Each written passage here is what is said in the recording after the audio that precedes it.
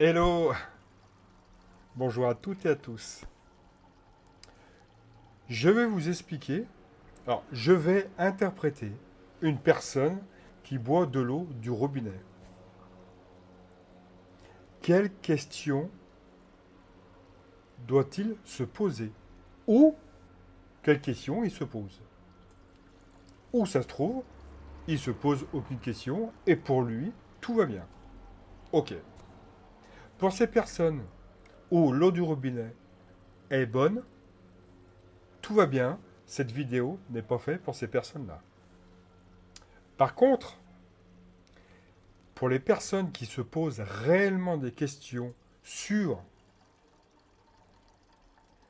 comment puis-je voir si cette eau est bonne,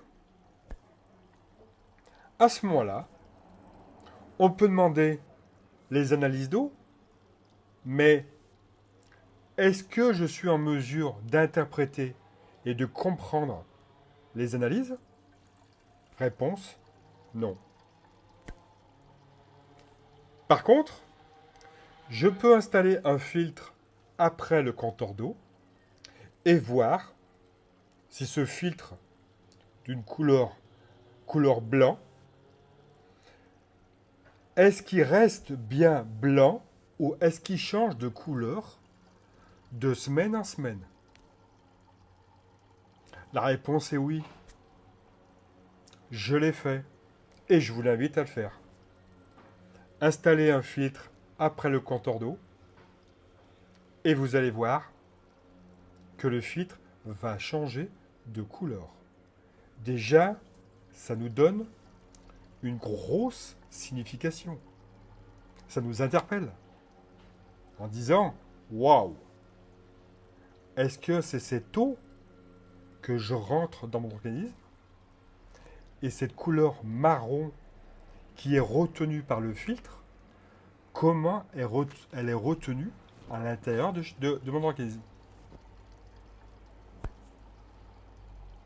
De plus, cette eau est chlorée.